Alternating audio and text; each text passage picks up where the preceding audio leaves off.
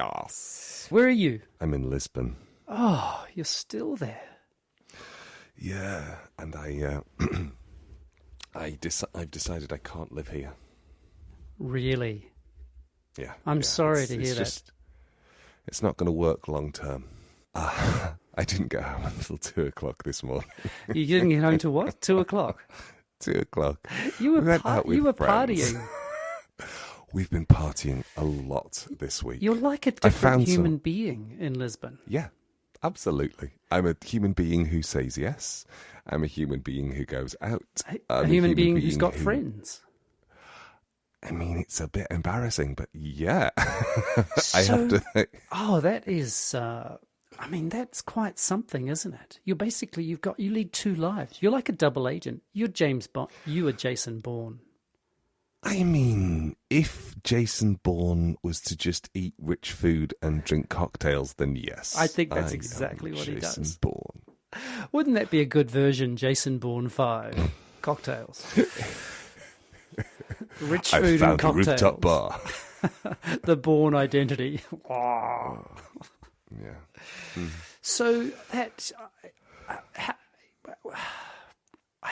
have so many questions about that. What does it feel like to live a double life? That's a very interesting question. I mean, I know I'm being silly with the double life thing, but I'm quite serious about the question. Like, because that's not what you do back in Totnes. No. I mean, everything shuts at 10 anyway, but... if I go out once a month in Totnes, that will be a busy month. Yeah. I go to work, I come home, I fall asleep. I go to work, I come home, I fall asleep. You're basically Homer Simpson living in a very trendy place. I mean, exactly. I mean, I don't wear a muumuu as often as Homer does, but... And you work at the modern equivalent of a nuclear power plant. Not the modern equivalent. Anyway. I like the idea that tertiary education is more modern somehow than a nuclear fusion. Yeah.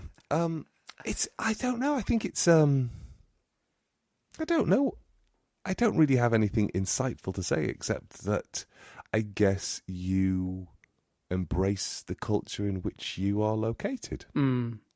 You remind me of all that anxiety, and I'm sure we've talked about this before. And I've been listening to a lot of podcasts this week, and they often talk about the same thing. So I'm just going to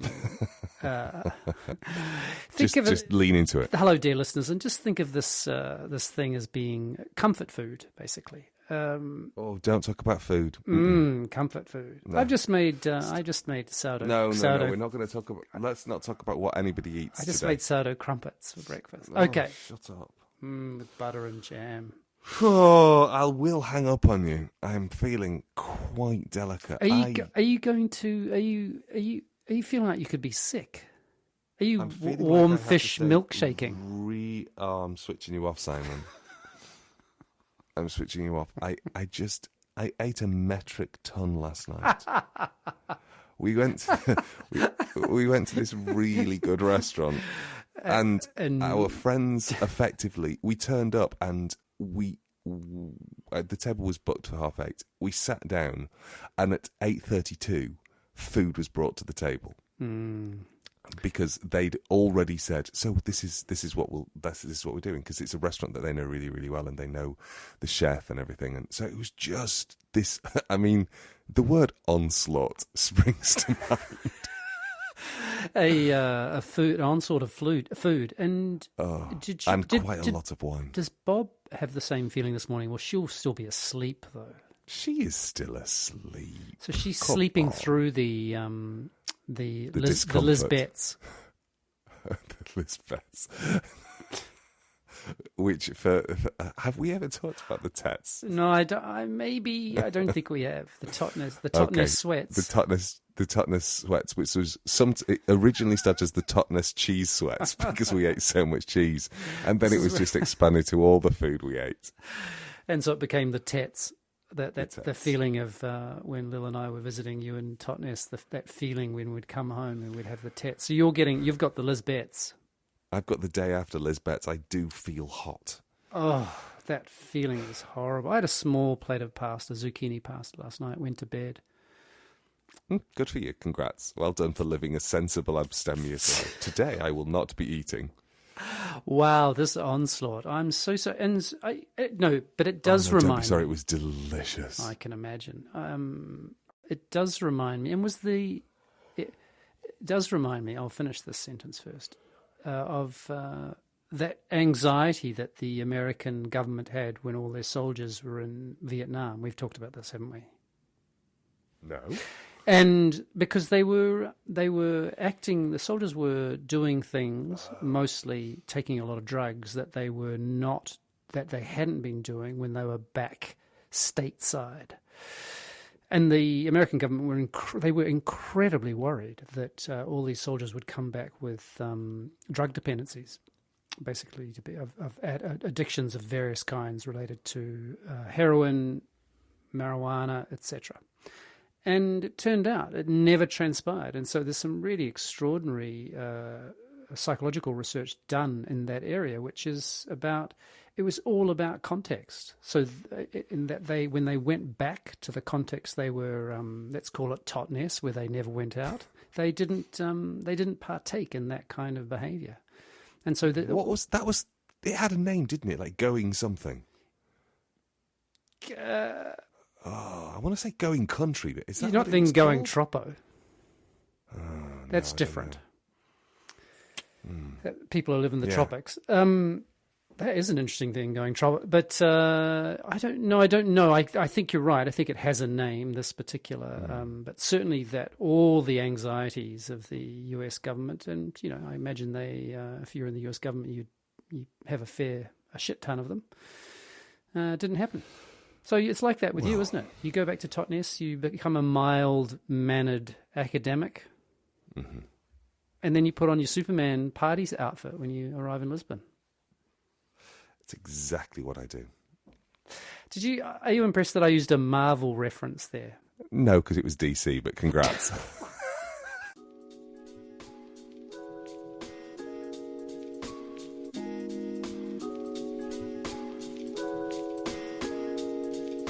This is a podcast in which two friends talk about the pleasures, absurdities, and imperfections of being human. I'm Simon Ellis. And I'm Lee Miller. Welcome to Midlifing.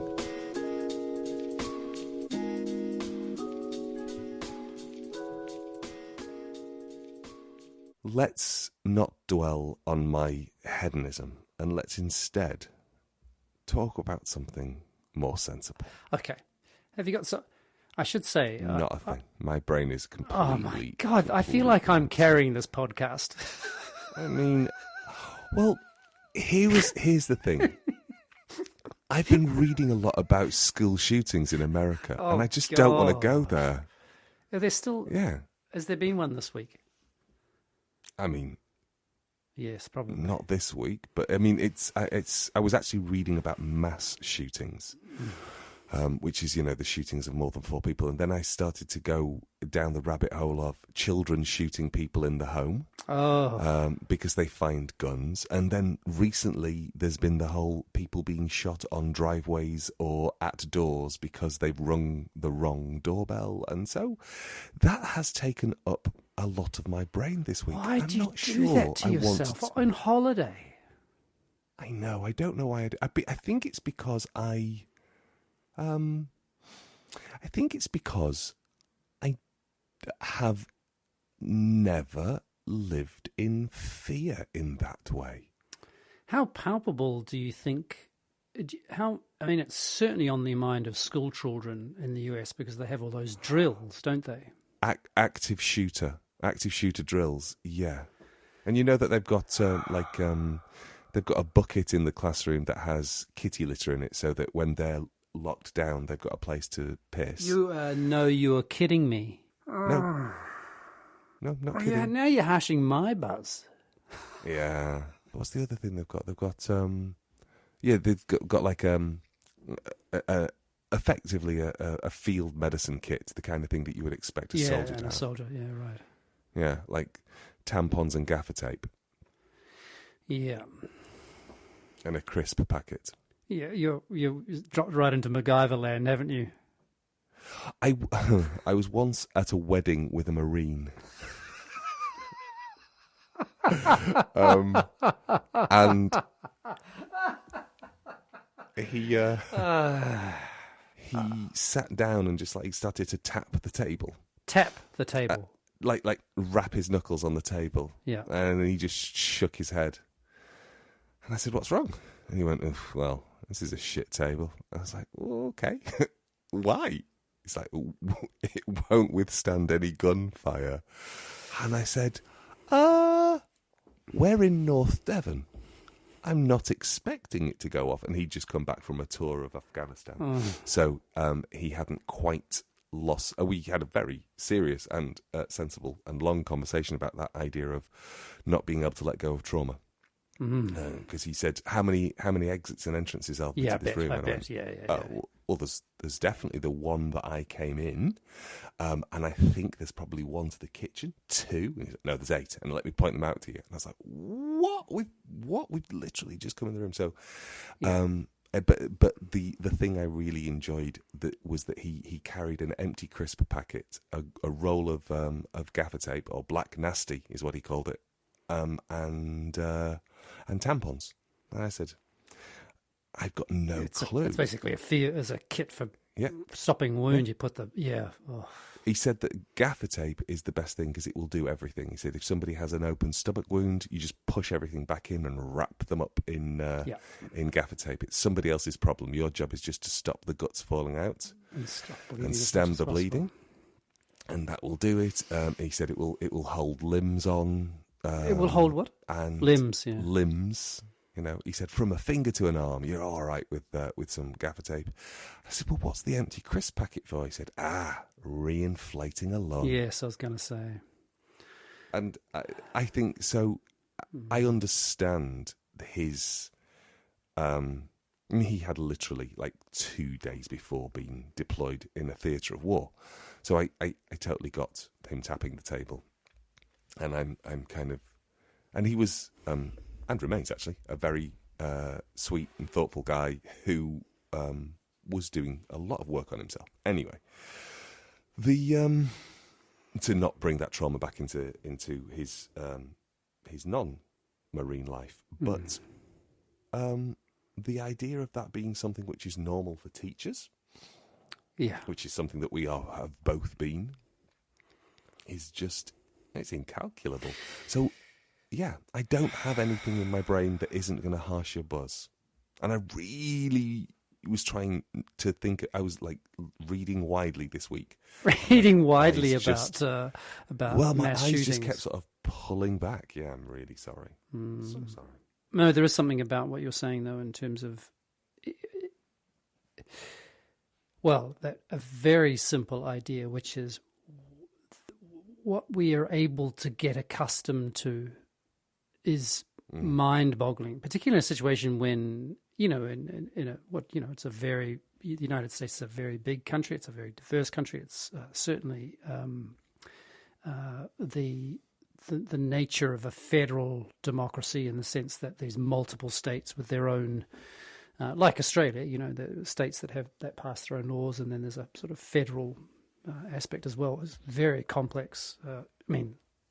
Goes without saying politically, but to our capacity to adapt and to recognize, to go, this is what's happening now, despite there being a very obvious solution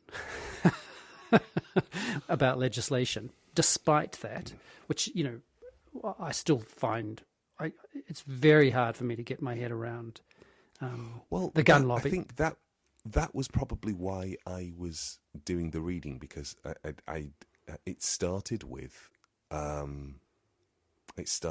the 3 people who have been shot for being in the wrong place at the wrong time, and by that literally, ringing the wrong doorbell to go and pick up siblings and being shot by a homeowner who didn't ask, "Who are you? What are you doing on my property? Can I help you?" Just immediately saw. In one instance, it was a young black man. I mean, actually, let's not gussy it up. A young boy. He was a boy. He wasn't a young man. shot in the head twice, shot once in the head and then shot again as he was falling down. Another young woman killed. She was 20. She drove onto the wrong driveway. So I was just, I kind of was thinking, how does this happen? And then I was finding out about the notion of, the amendment to free speech. That's the First Amendment, right? Yes, the right to bear arms is the second. Second Amendment, yeah. So the First Amendment. Yeah. So I hadn't realised how much those two were intertwined, because the freedom of speech that the First Amendment gives also is effectively allowing lobbying groups to to effectively bribe politicians legally. And I find that sort of a bit. I mean, I know we don't live in a fair and appropriate democracy. Dominic Raab quit this week for bullying. What happened? What happened? Oh, Dominic Raab quit his job as Deputy Prime Minister and whatever the fuck else he was for bullying. Oh, so it came out that it seemed like there seemed to be a lot of evidence that he was engaged in bullying, yeah. But it hadn't been, and last I heard, which was whatever. No, he has indeed resigned as of yesterday, so that was Friday. Right. And what's his face? Old numpty chops. Boris? William Rees-Mogg. Oh, he's now Deputy Prime Minister. No. Oh, goodness. But he went on the record saying he didn't really do anything wrong. So, there was an independent report that Dominic Raab commissioned himself, which said he was a bully. I'm not quite sure at which point we say nothing was done wrong with a straight face. Yeah. Anyway, but Priti Patel was. Well, also you're really wow in that world. I'm not even trying to be. Yeah, it's just happening. It's just happening, and because I'm not trying to be involved, and I don't think I'm on top of the news in quite the way that Bob is. I mean, she reads much more than I do. Yes, it's just I keep trying to I keep trying to be balanced about it. I'm not sure I'm succeeding very well. So that open bracket. You just to go back to. Yeah, I was. Yeah, the open bracket was. I am well aware that I am in a glass house throwing stones. Yes, we don't. We have no righteous position.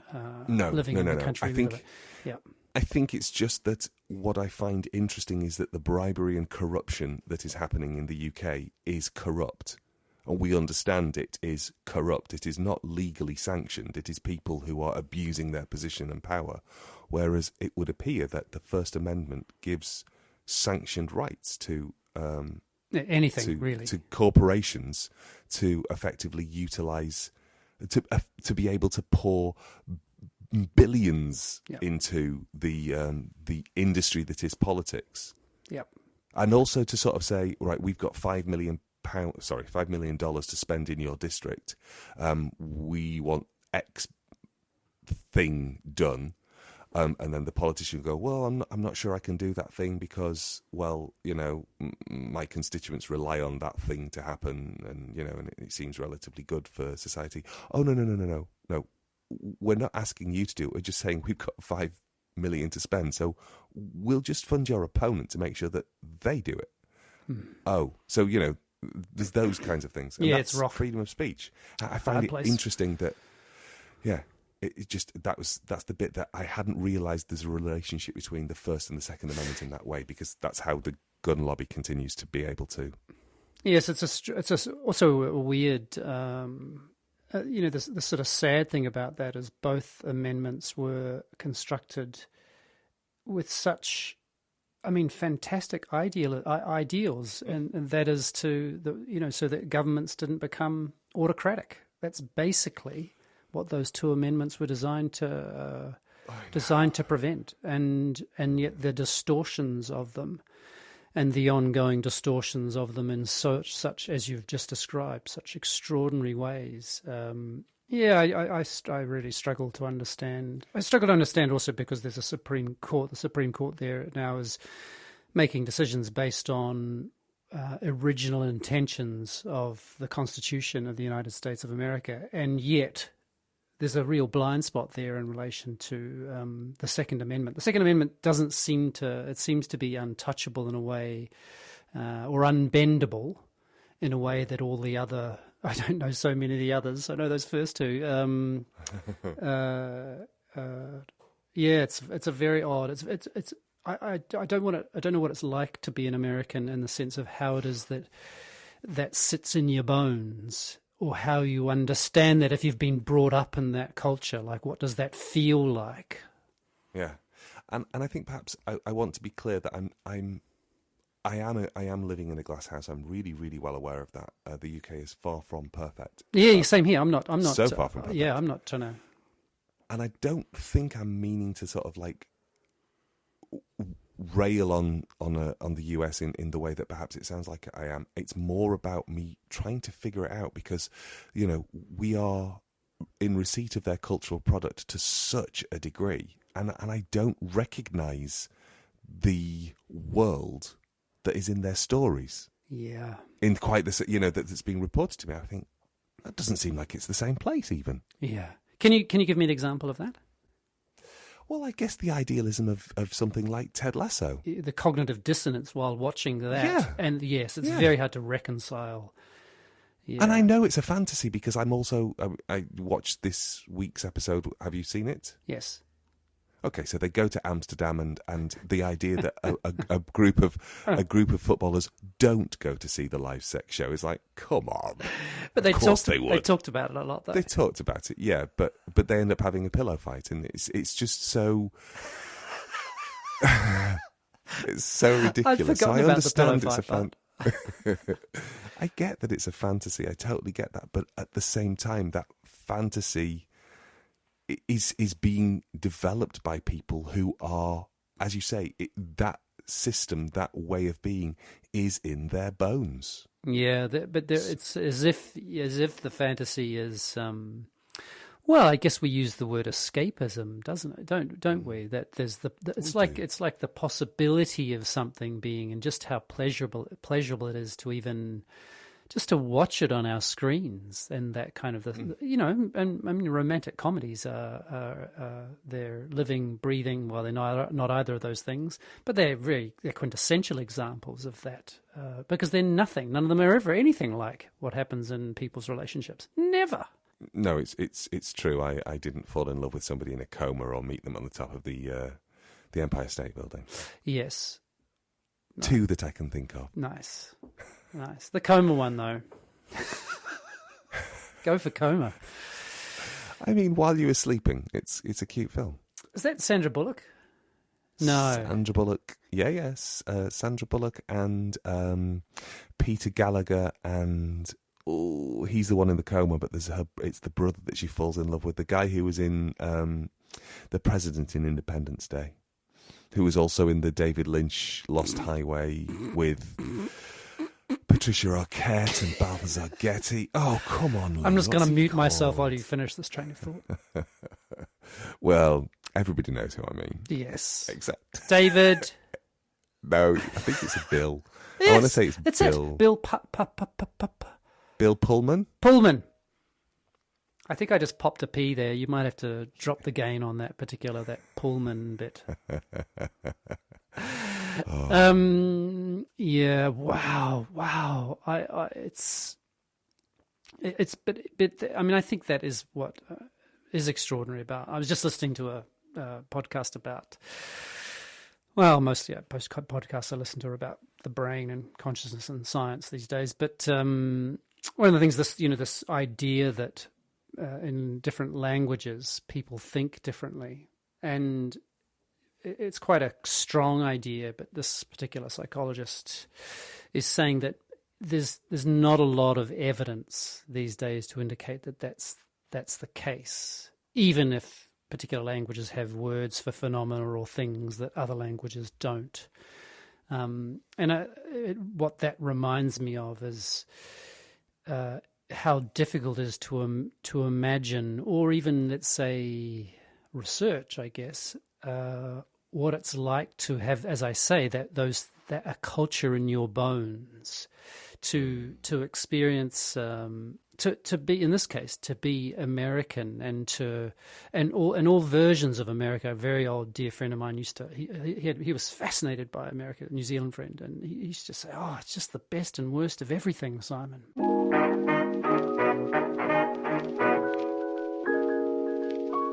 My Italian teacher has me going around rooms and describing things to her. So I have to, on my phone, I have to walk around the room and try and describe the room to her. Because one of the things I realized when I was last in Italy is that I'm all very good if we're having a conversation, I don't know, about world peace and experiences of the body and very abstract things. But can I describe a jacket in a particular way? Oh no, like, up, down, side, all those things which are really basic to a language.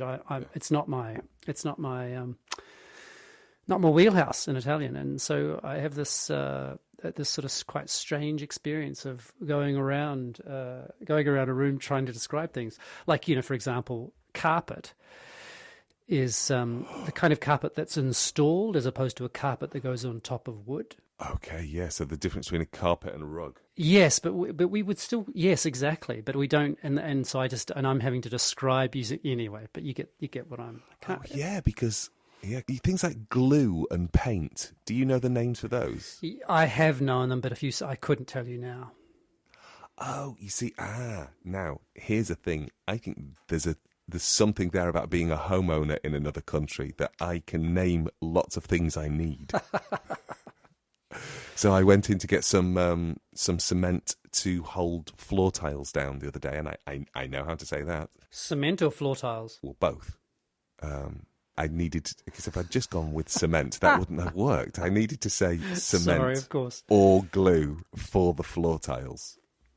Anyway, I got what I needed. What was the other thing you asked me? Glue, and what was the other? Oh, paint. Paint.